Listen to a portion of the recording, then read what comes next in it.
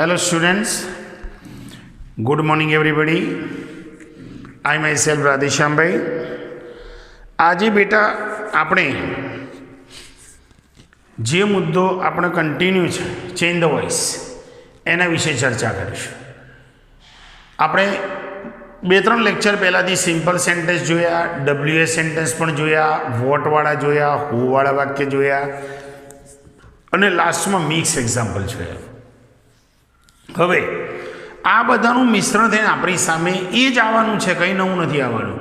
આકાર બદલી જશે ખાલી, બરાબર. ડુ એઝ ડાયરેક્ટેડ હેડિંગમાં પૂછાય, એક ફકરો આપેલો હોય, સ્ટાર્ટ લાઈક ધીસ એવું કરીને આપણને શરૂઆત કરી આપી હોય, એ પ્રમાણે આપણે જવાનું છે, બરાબર.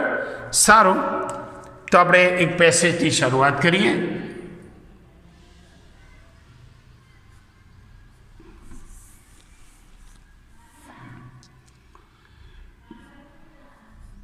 My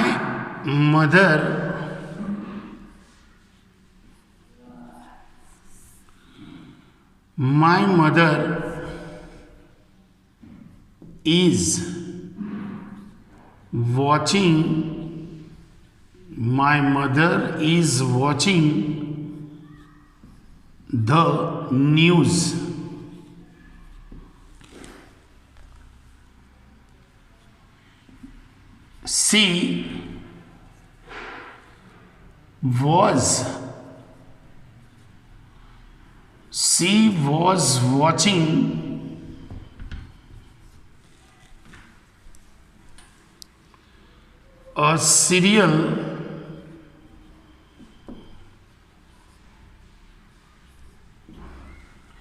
She was watching a serial at that time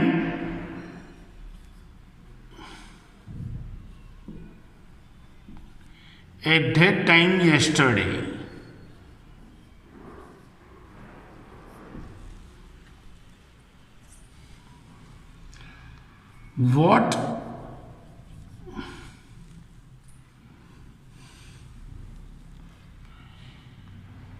What are you thinking? What are you thinking about her?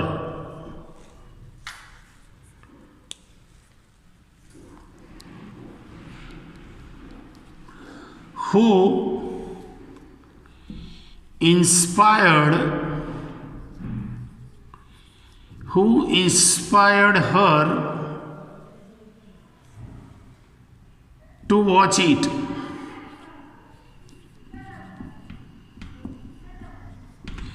હવે બેટા અહીંયા આપણી સામે એક પેસેજ છે અને આ પેસેજને આપણે નીચે તમને એવું લખીને આપશે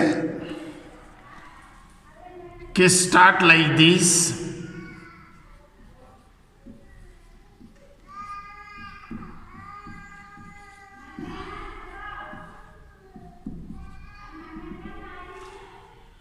સ્ટાર્ટ લાઈક ધીસ.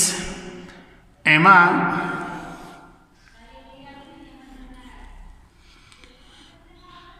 એવું લખીને આપશે કે ધ્યાન રાખવાનું, the news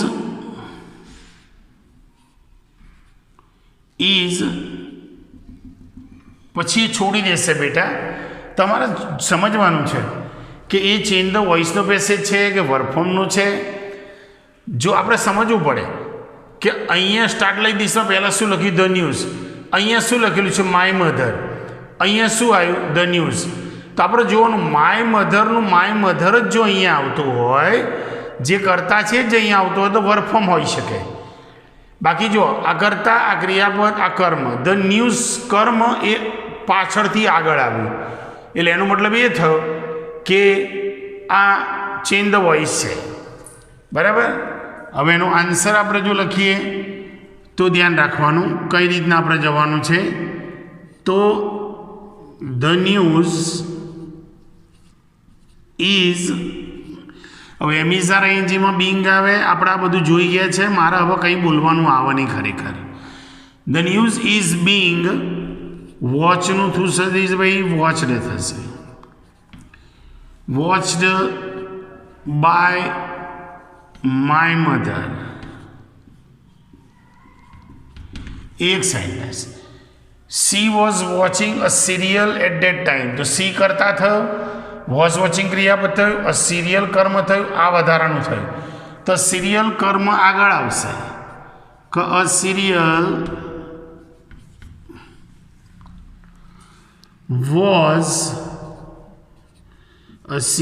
was being watched.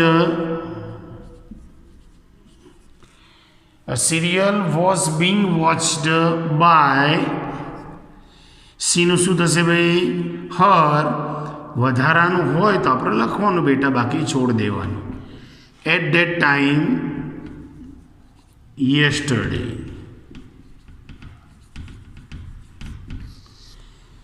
આગળ જઈએ. What are you thinking about her. હવે વોટવાળા ભાગમાં આપણે જાણીએ છીએ કે પહેલાં વોટનું વોટ બેટા. વોટ એ પોતે કર્મ છે, એમાં કર્મ હોતું નથી. એટલે આપણે કેમનું ફેરવ્યું હતું એ ટાઈમે એ આપણને યાદ હોય તો આમાં જ રસ્તો મળી જાય. પેલા છૂટાછવાયા વાક્યો હતા, ભેગા થઈને પેલા અલગ અલગ 1 2 3 4 વાક્યો હોય, આ ભેગા થઈને 4 વાક્યો આવ્યા. એમ કંઈ નવું નથી કર્યું મેં, બરાબર. મગજ ખાલી ચલાવો કે આ એનું એ જ છે. વોટવાળા વાક્યમાં જે ચાલતું હોય એનું એક વચન આવે. કેમ એવું?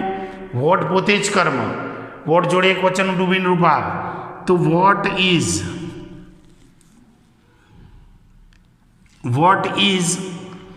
પછી આઈએનજી છે એટલે બિંગ હશે. વોટ ઇઝ બિંગ એમાં કર્મ નથી હોતું, વોટ પોતે જ કર્મ. વોટ ઇઝ બિંગ વોચનું શું થશે ભાઈ watched. What is being watched by. અરે સોરી બેટા, કેમ આમ થયું? What is what was thinking about yesterday. What are you thinking છે ને, સોરી હા બેટા. તો અહીંયા વોટ ઇઝ બિંગ થિંકિંગ ક્રિયાપદ છે તો થોટ આવવું જોઈએ. સોરી,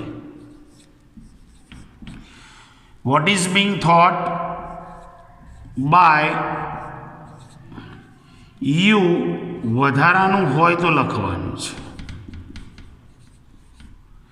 ક્વેશ્ચન વનનું ક્વેશ્ચન માર્ક. સોરી હા બેટા, મારા ઉપરના ક્રિયાપદ પર નજર ગઈ એટલે વોચિંગના આધારે લખાઈ ગયું. તો what is being thought by you about her. હુવાળા વાક્યમાં આપણે જાણીએ છીએ કે હું પોતે કરતા જ. પેશીમાં જ્યારે બી ફેરવીએ ત્યારે હું બરાબર શું કરીએ છીએ ભાઈ આપણે બાય હુમ કરીએ છીએ. બાય આગળ આવી ગયું, પાછળ આવવાના ચાન્સીસ રહેતા નથી. હું પોતે જ કરતા તો બાય હુમ. પછી ઇન્સ્પાયર્ડ જે છે એક ભૂતકાળનું ક્રિયાપદ છે. તો વોઝ આવે કે વર? તો વોઝ બી આવી શકે ને વર બી આવી શકે. એના માટે તમારે કર્મ જોઈ લેવાનું કે હર છે.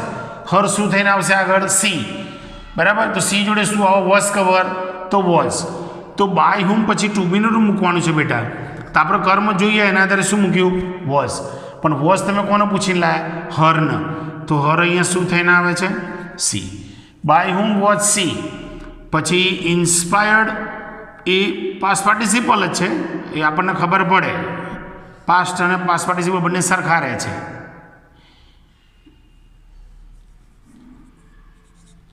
Inspired to watch it. By whom watch see inspired to watch it. તો આ થઈ બેટા ચેન્જ ધ વોઇસ, બરાબર. એ ધ્યાન રાખો. તો એક પેસેજ આપણે આ રીતના ચેન્જ કરીને જો. હવે આપણે બીજો પેસેજ લઈ લઈએ જેથી ખબર પડે, બરાબર. સારું, તો ધ્યાન રાખજો. The news is being watched by my brother. A serial was being watched by her at that time yesterday. What is being thought by you about her. By whom was she inspired to watch it. આ પેસેજને આપણે આમાં turn કર્યું. હવે બીજો passage આપણે જોઈ લઈએ એ રીતે.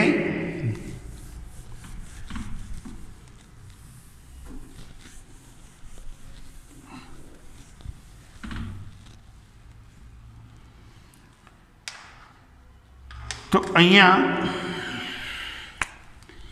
Second પેસેજમાં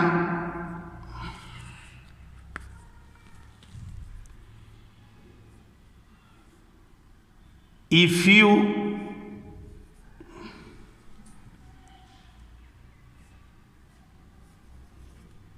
if you phone me I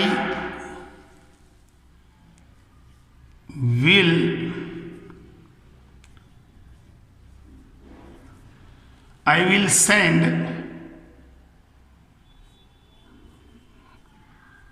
the message.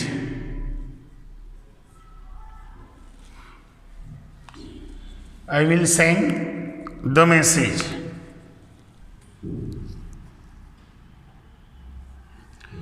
What do you want? What do you want of me?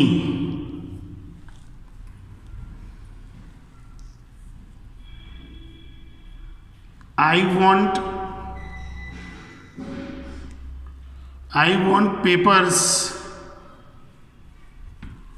I want papers from you.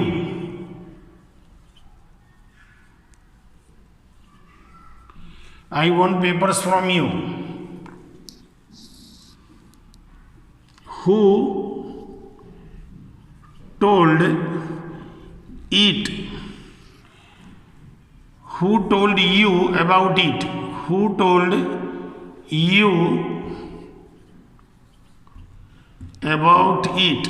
Sir, તો આ એક પેસેજ અહીંયા આપેલો છે બેટા, અને આપણને અહીંયા લખ્યું હોય કે સ્ટાર્ટ લાઈક ધીસ, અથવા તો બિગિન ધ સેન્ટેન્સ વિથ, કે start like this,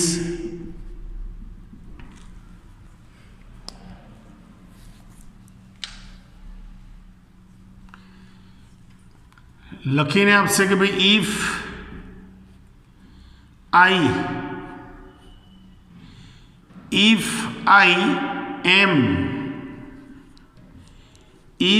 I am fond, પછી છોડી દીધું હશે, વાક્ય બરાબર જોવાનું, વર્બ ફોર્મ છે, ચેન્જ ધ વોઇસ છે, પછી આગળ જવાનું, એ સિવાય નહીં જવાનું. તો ઇફનું ઇફ તો આવી બેટા, પછી અહીંયા યુ છે, તો અહીંયા કે યુ છે, જો યુનો યુ અહીંયા આપ્યો હોત તો આપણે સમજીએ કે વર્બ ફોર્મ હશે, બરાબર. પણ આ તો આ કરતા, આ ક્રિયાપદ, આ કર્મ, મી આગળ શું થઈને આવે? આઈ, તો અહીંયા મેં આઈ મૂક્યું. ક્રિયાપદ વર્તમાન કાળનું છે, આઈ એમ ફોન્ડ આવ્યું, તો આપણને ખબર પડી કે સાહેબ આ છે ચેન્જ ધ વોઇસ શું છે, બરાબર. તો આપણે ચેન્જ ધ વોઇસમાં જવું પડે બેટા. તો ફેરવીએ તો પહેલાં શરૂઆત કરી કે ભાઈ ઇફ, પછી આ કરતા, આ ક્રિયાપદ, આ કર્મ, તો મી શું થઈને આવ્યું ભાઈ? આઈ. ફોન વર્તમાન કાળ છે, તો પેસીમાં જતા વર્તમાન કાળનું શું થશે ભાઈ? Am is are past participle, તો I am phoned. If I am phoned by, કરતા કોણ છે ભાઈ? યુ, કોમા કરો, બંને ભાગ ફરજ છે તો ફેરવવા પડે. આમાં આઈ કરતા, આ ક્રિયાપદ, આ કર્મ, તો અહીંયા આગળ શું આવશે ભાઈ? The message. વિલ સેન્ડ છે, the message will be. The message will be, સેન્ડનું થર્ડ ફોર્મ થશે સેન્ટ. સેન્ટ બાય, આઈ છે તો શું થશે? મી. આગળ જઈએ, what do you want of me. વોટવાળા વાક્યમાં આપણે જાણીએ છીએ કે વોટ પોતે જ કર્મ, એટલે વોટનું વોટ પહેલાં આવશે. વોટ જોડે જે બી વોટ પોતે જ કર્મ છે એટલે કર્મ હોતું નથી, એટલે વોટવાળા વાક્યમાં ફિક્સ થઈ ગયું કે પેસેમાં જ્યારે બી ફેરવો ત્યારે વોટ જોડે જે ચાલતું એનું એક વચન આવે, તો ડુ ડઝ બરાબર એમ ઇઝ આર આવે. હવે એમ ઇઝ આરમાં એક વચન કોણ બેટા? તો ઇઝ આવે. વોટ ઇઝ, બરાબર. વોટ ઇઝ, પછી વોન્ટનું થર્ડ ફોર્મ થશે wanted. What is wanted by, કરતા કોણ છે ભાઈ? You of me, question mark કરવાનું. What is wanted by you of me. આગળ જઈએ, I want papers from you, તો આઈ કરતા વોન્ટ ક્રિયાપદ, પેપર્સ કર્મ, તો અહીંયા પેપર્સ આવે કે ભાઈ papers.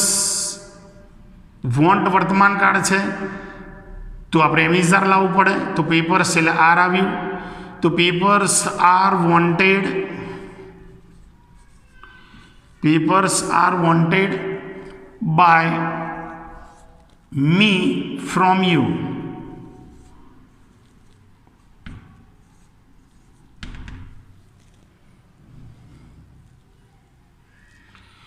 Who told you about it?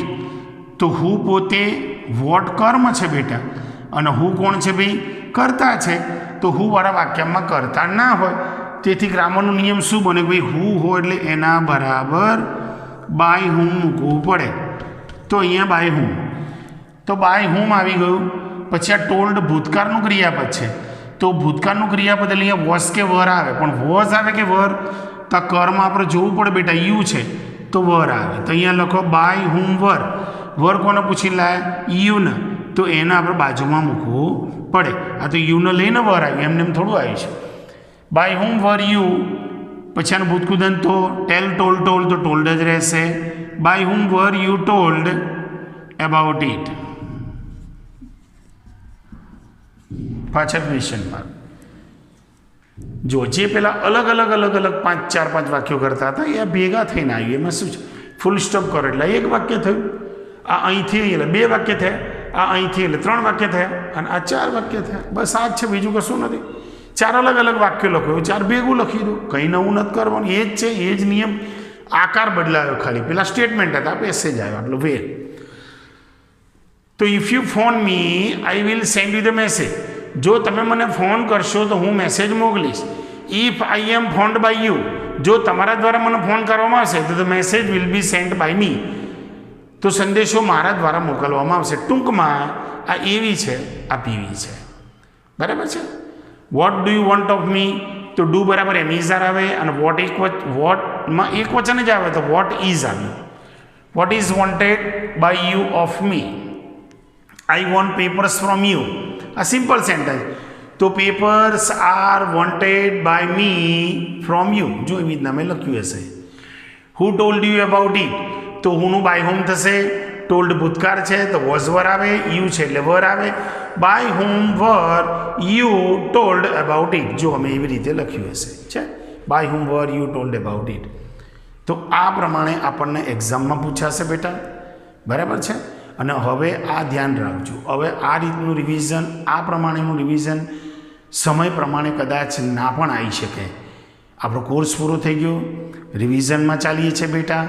તો રિવિઝનમાં બીજા વખતનું રિવિઝન પોઈન્ટ ટુ પોઈન્ટ આવશે, આખું અલગ હશે, પણ આ ટાઈપના રિવિઝનમાં સમય મળશે તો જઈશ.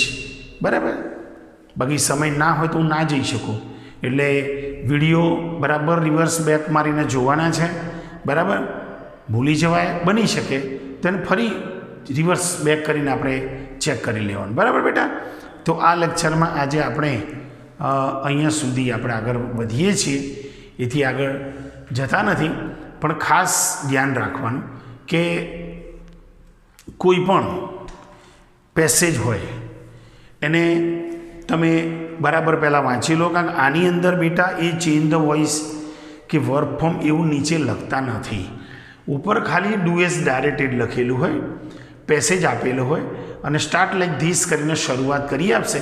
એ શરૂઆત ઉપરથી તમારે સમજવાનું છે કે આ જે શરૂઆત કરી એ વર્ક ફોર્મ પરનો ઇશારો કરે છે કે ચેન્જ ધ વોઇસનું.